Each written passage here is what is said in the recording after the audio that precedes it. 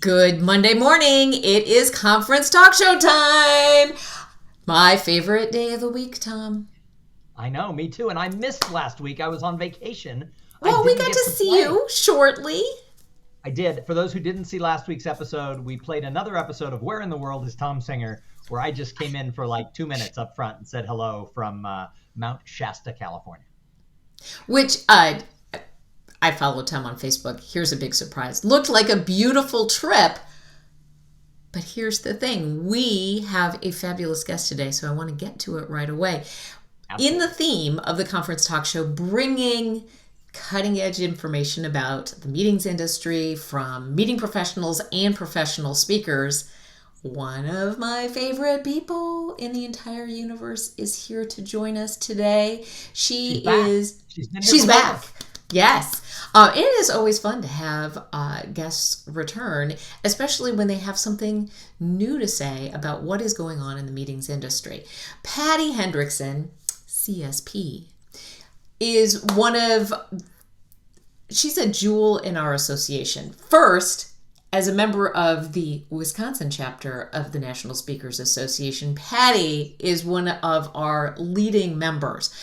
And she was one of our excellent MCs at Influence 2021. We're planning 2022, so now I get a little confused. She has taken her expertise and leadership into this virtual hybrid world and is leading organizations and associations to be able to deliver high quality content, whether people are together in person, together at different locations, or fully virtual. I can't wait to hear what she has to say. Please welcome back to the conference talk show, Patty Hendrickson. Woo! Hello. Good to be All right. back. Welcome, Patty. Thanks for being here. Tom, Patty, I think, is here to drop some truth bombs for today. Because Yes. she said, And some people don't like truth bombs, so get ready. get ready, buckle up, people. How are you feeling about the virtual world, Patty Hendrickson? I will share with you that pre-COVID, I had never done a virtual event. I am not a techie, so it was the last thing on my list to ever learn. I will tell you now in 2021, I have discovered numerous revenue streams that I never would have found. And if I see one more speaker say the word virtual and roll your eyes, I just could come to blows with you. Virtual's here. Either learn it or don't disparage it, because it's a vibrant part of our businesses that we need to embrace. And if it's not just your natural embrace, figure out how it can fit in your mix, because it can fit in your mix if you start thinking out of your old model. Yeah. So she said it nicer before we got going. She's like, "Quit your complaining, people, and get on board." So I think that's true on both sides of the equation. This was a tough transition for a lot of professional speakers. It was also a tough transition for our event professional colleagues. Like, a lot of people had to sort of like suck it up and try as we went through 2020. Now, there are a lot of people who are like, I can't do another virtual event. What's your advice there? Why should people be embracing this in terms of delivering content to their participants? Well, first, we just have to say this is reality, and this is how people are going to get the information. Either you're going to be good at it, learn to bring your talent and let your talent be good in that arena, or you're missing out. Okay, the first two things that you've got to do is, first and foremost, the virtual audience comes first before the in-person. And you got to talk with the client to figure out what's the template of this event. Hybrid shows up in many ways. People throw that out, and most people have one or two templates in their head of what they think that looks like. I generally have three. I have one where there's a large in-person and then there's a handful of virtuals. Or two, there's I am virtual and there are in-person people, okay? Or I am presenting virtually to all virtual, but in that mix, there are large, what I call collectives. Some people call it a Mm, watch party, but that sounds Yep. too social for me. okay. The collectives and the virtual where they're individuals. And that is my favorite. And you can have so much fun with that. So those are you've got to figure out what does a template look like and how are the people seeing and hearing the information. If I'm in a Patty, collective, I, I'm in this mixed group as well as seeing the virtual speaker. I think there's a fourth one too, where you're presenting live to a room of people. And then there are collectives around the country as well. Because I'm talking to one client right now, and that's exactly what they're doing. They're having 4 pods of like 150 people spread around the country, and then one pod with 400 people where the speakers will Mm, actually be. So it becomes all of what you just said. Yes.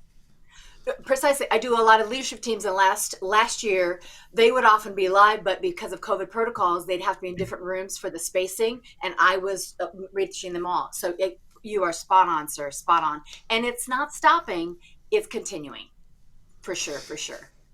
so you have become an expert on this. I like the idea of the collective as opposed to the watch party because it's not intended to be a passive activity. How do you make sure that you have some people in person, you're working with them, and then you have somebody in Idaho, there's 30 people in Idaho. How do you make sure that those people in Idaho are getting what they need? Well, it starts out with a client conversation. And if you have a Mm, tech crew, that's cool. They're in the mix too, because you need to set up what it's going to look like. mm, If I'm going to have virtuals, whether that's, a dozen or 400 or 500, we have to have monitors in the room, whether you're on a main stage, you have a big screen behind you, or I ask that we have at least two 55-inch monitors in the room somewhere up front so the in-person people can see them. Okay. And I'm going to step to the magic that I've found that works for me, because my business is built upon I show up already having people who like me and want me to be there. And if we have mm, time, I can tell you how I make that happen. But pre-event, I have the meeting planner who all usually trust me, share their emails with me. I send all my virtual folks as well as in-person folks an email to gather information and have a conversation ahead mm, of time via text message or email. They're the experts. I want to learn from them. But before the event, they get an email, the virtual folks, and I say, you need to show up at least 10 minutes early, okay? Because you and I are going to have a conversation. I can't wait to meet you. I'll be there. So before the event, and I have it structured that there's always a camera on one of the monitors. I'm often in just a mm, large ballroom and I'm very interactive, so I'm moving around a lot. I want them up front so the audience, in person audience, can see them, but on one of them needs to be a camera. And whether I'm in my office, I've got two big 55-inch monitors here. I do the same thing live. I want to see their faces and I need the mm. audience to see them. And when that camera is mounted on the monitor, I speak with the in person people behind me so they see the whole conversation. It's not like they're the subset, the stepchildren off to the side. They're the mainstay. And when they come on in that morning, I nuzzle right up to the camera and I'm like, hey, I'm so excited you're here. This is awesome. Oh, I hope all the information you shared in the emails with me were great. I've incorporated a lot of those things, and you'll hear your name mentioned probably 3 or 4 times. But let me tell you the truth about today. Some of you might have not tidied up your space behind you, or maybe you threw on a sweatshirt. You might want to put on a shirt because we really want you to be here live. We want you to be on camera because this is your participation is so important. The only difference between you and the people in this room, when we're all done, they have to drive home. You don't. Score. And when you are here, they're only going to meet you. See behind me, all those round tables, they're going to be sitting with 6 or 7 other people. That's all they're going to meet. You all are going to meet. We've got 75 people on the virtual feed today. you're going to meet at least 15 people today in breakout rooms and conversations, and it's going to be fun. So you're going to meet more people, and truth be told, I bet they're going to miss some of the fun you're going to have. And just to set this up really well, before we get started, if you have a blank sheet of paper, if you'll make this placard about yourself with your email, whoops. Oh, there you go. Keep going. The other way. Yep. There you go. I put this up right like this. I say, make one of these right now. Because in your breakout rooms, you'll be meeting people you want to follow up with. And this is the magic. Take a screenshot when you're in the breakout rooms, and then you can follow up with one another. And then I say, that's smart. So shut off your cameras. Shut off your cameras now. Brush your hair, brush your teeth, whatever you need to do. Go get a glass of water, but I'll see you live in a little bit, and nobody else will know the conversation. And by the way, too, at least 3 of you on the virtual feed will win $25 Amazon gift cards. So be ready and be listening, because it could be you. And then I walk away and I start the whole show. I'm introduced just like normal, and then the second the introducer's finished, the audience is clapping, yay! I go straight to that camera. And I say, hey, virtual folks, nice to see you again. The other folks joined us. So, and everybody in person, would you all welcome the virtuals? And they're waving at the camera. So they're the first ones. And I have one person in the client mix, whether that's, planning committee person, the client herself or himself, who's always watching that monitor. Because I get busy and sometimes I forget it. But if they ever raise their hand or say anything, they get first dibs to speak. So that's how I set up, and I'm kind of silly. I'm all engagement, so this works great for me. But that pre-conversation with them when they show up early, they like me, I like them. I already know a bunch of their names. It's really fun, and they just get in. They get in the system, and they feel like they're a part. So that's the biggest nugget I wanted to share today. That little pre-con piece is so important. So I loved what you said with the having that pre-conversation with the at-home audience. I don't think I've heard anybody do that before. So that is like a really unique idea that I think all speakers and all planners should be listening to. The other thing you said that resonated with me, and I can speak for Eliz with her too, is you talked about the fact early on when you were chatting that the at-home audience is not a second-tier audience. If you treat the virtual audience as a second-tier audience, you're going to have second-tier results. So you need to elevate that. And Eliz and I started hosting hybrid events over 8 years ago, which is so weird in this current world that anybody thought about hybrid events 8 years ago. But the whole purpose, the original impetus of the conference talk show was don't just leave them to watch passively, but create something that was more engaging, more interactive, more like being part of the View or the Today Show, so that the at-home audience felt like they matter, not just watching a live stream. You've taken this even farther. So what else do you do during the speech to engage that at-home audience without discrediting the in-person audience? Right. Well, the first person from the virtual, and let me back up real quick too.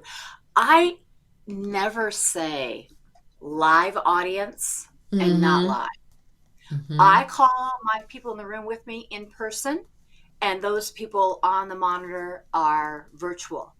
And I usually right after introduce, I usually say something like, if you are in a chair right now in this room, you are live. If you're in a chair somewhere else, you're live. You're filling your box. People are feeling their energy. And you talk about everybody brings their special to the meeting, and we have to have space to share that, which that's to me very important. But this is something that it just happened one day, and I've used it every event now, and I don't know where it came from. Somebody probably shared it with me, but it worked. When we come back, I always do engagement. I'm the best speaker when I do the least amount of speaking. That works for me. That's how I built my business. When I have them go in breakout rooms or have them have discussions at the round tables, when we're finished, I say, I know you just heard fantastic things. And I bet there's something really, really special that when you heard somebody else say in your group, you went, oh, if you heard somebody else say something that made you go, wow, or would you please raise your hand? Let's hear it. And I go to the monitor first because I want to hear from them. So they're sharing good things that other people said around the breakout room campfire. And once they do that, the ice melts. And I get conversation from that room all day long. And I usually say, I shout out my email to them and I say, email me back and I'll send you all my books. So right away, it's a reward thing. It's fun, and we make it playful. And then what happens too in the breakout rooms I'm in, I diffuse those few folks who like to hear themselves talk a lot when I have them share what somebody else said. So it's Mm. honoring somebody else, and often those meek folks in my group that would never raise their hand and share, no matter what the industry, you always have a handful. They get the spotlight on them, and it's just magical. And I don't know why it works; it just does. So that's the nuance that I share in that moment with those folks. I like that. And, we've all faced the, uh, don't hand the microphone over to that person because you're never getting it back. It's also hard, when they're, it doesn't matter whether they're in person, almost said live, in person or virtual. It's the same problem. And I love this idea of asking, what did somebody else say? It really creates a different kind of conversation because it's like, yo, here's what I think. No, Sally was amazing. I love that. I'm imagining when you're talking with clients about, no, really, we could have people in Idaho, and we could have people in California, and we could have people in, Montana. I don't know why I'm on the western part of the United States today, but I am. How do you get them to be comfortable with the idea of having these things happening out there where that meeting professional does not necessarily have the same control over what's happening in that room is as they might in, a ballroom or a meeting room where everybody is contained? I've done this a lot, and I have dozens of people on a list that if it's a similar program, and if I feel hesitancy, I say, Nikki Sue or Marta. These are two names who know my work and have thrown wonky and weird things my way. They'll explain to you how we made it work, and and again, my business model is different than most other people's. I don't get exciting about chasing a sale. Cats, no. My goal after I'm done speaking, before I leave, I want to be hired back either next year, 2 years. Some Mm. clients every 4 years I show up, and I've been doing that for 25 years. I like them. I don't want to work with people I don't like, and Mm. it fits my lifestyle. But I say that so I have this big list of people who will say, oh no, it's okay, or I understand that. And you need to have those kind of cheerleaders in your in your arsenal. If you don't have those, create those. Actually, when you're done, if you do a virtual event, which I always have a post conference call with a client, and I say, pick out the two best things that happened today. What would you say worked great? And I extract those, and then I send an Mm. email to them, and I say, this just happened with another Mike, this is what you said about the day. Could I capture this and put it in some promo materials? I'm not planning anything right now, but in the future, it goes in a file. So I have that right there. So I've got seeds I can pull out that could answer questions that come to me. But because again, I'm doing virtual. Mm-hmm. Um, Hated would be an understatement of what I looked at this when we started. I do not like technology. Now, I mean, I literally produce and host from 9 a.m. to 4:30 giant events of 1,000+ people out of my office, which is crazy. And when we're done, I always have a little poll done, a little Google form of eval piece. And one of the questions I was asked, this event that was predominantly virtual, was it worse, as expected, better, much better? Those four things. And consistently, I get nothing in the bottom two categories, always the top two. Huh. So, and that's a good criteria or a good eval piece to include if you're trying to not Mm-hmm. sell, but to win somebody over, that just because we can't be all in person, we can still make it work and be effective. And So, Patty, let when me, you this have, is another little tidbit that I want to include though. When you're doing the collectives, maybe you've got 100 people. 2 rooms are collectives, okay? And so all day long they're working together. I often do giant long events, or predominantly they're together. What happens is those in-person people, they start to get jealous of everybody else who always Ah. gets to be in breakout rooms. So now, before the day starts, I put in a little email, because they always have a little a checklist that I send stuff to them. And I say, always bring your charged cell phone or a laptop if you're able, because I say 2/3 of the way through, now I'm noticing that some of you in the collectives, you kind of would like to meet some of the other people who are joining us on the virtual feed.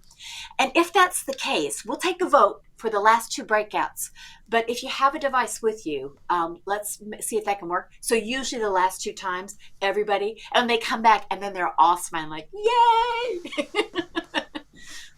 So Patty, when you when you have the collectives that are in Idaho or Montana, as Elissa said, do you ever have anyone in that room who is like the moderator of the collective, who is sort of your eyes and ears of the room? Oh, Tom, brilliant. Yes. And actually, when I do a large event, when there are many, many, many collectives, like a big fall conference at multiple sites, I have them pick 1 or 2 meeting moderators.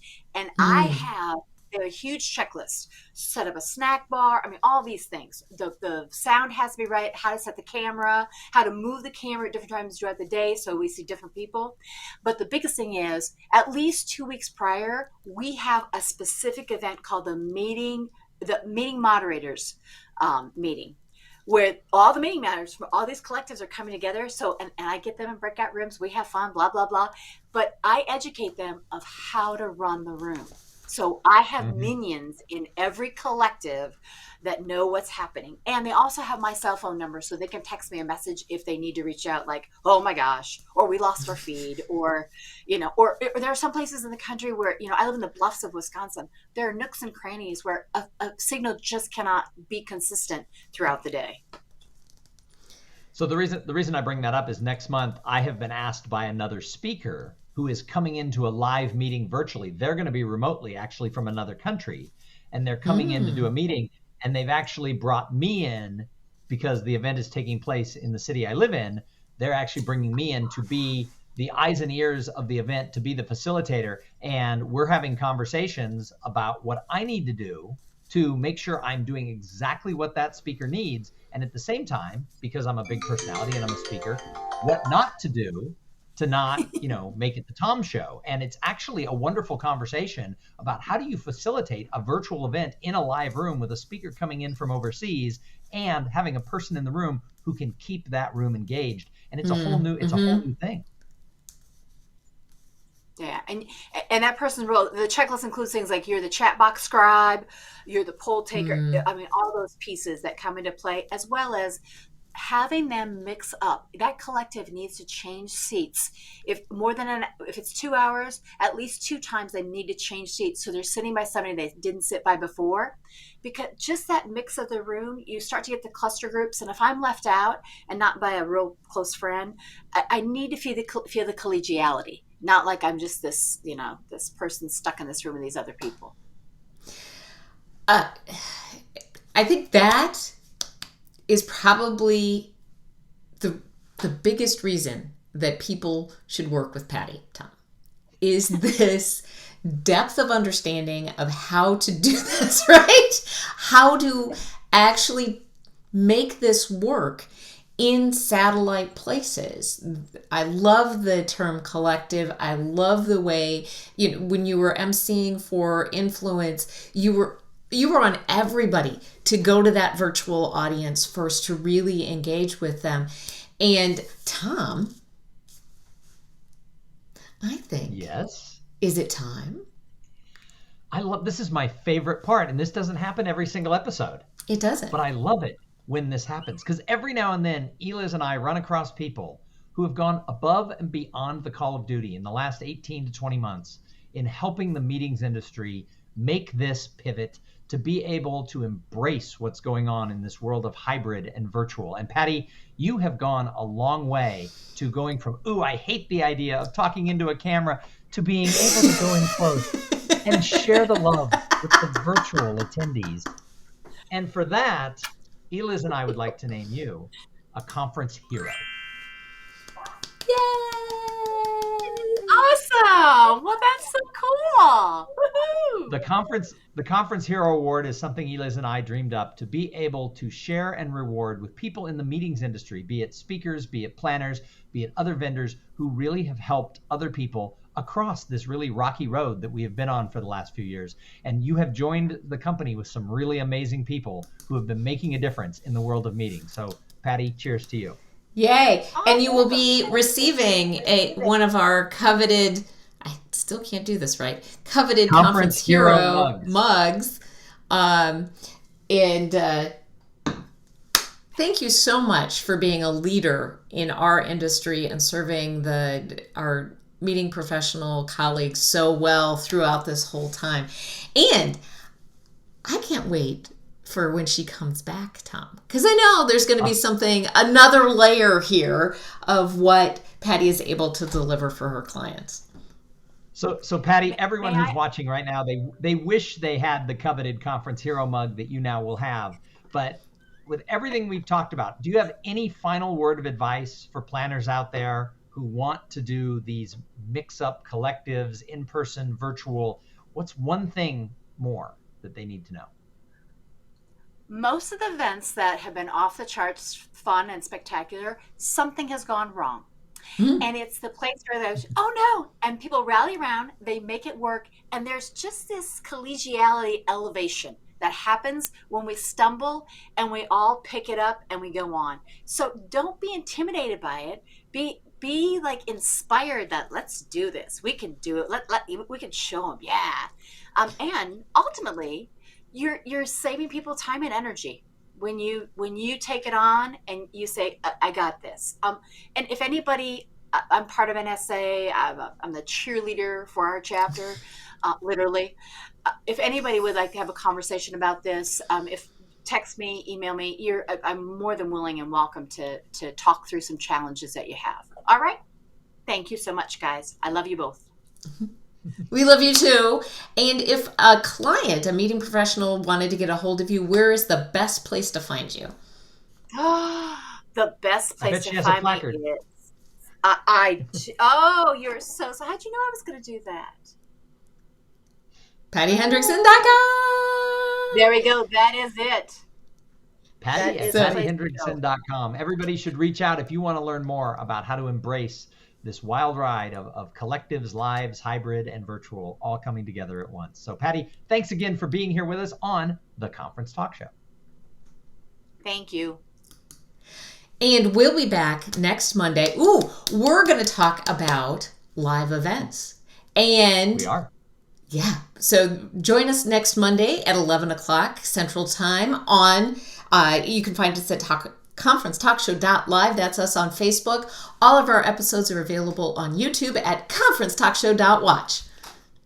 And if you would like to find out how you could work with Eliz Green or myself to be your conference talk show, if you're doing a hybrid event and you want to be able to engage them, we can be your MCs for the live in-person and the virtual. And together we can mix it up, because 2 MCs are better than what?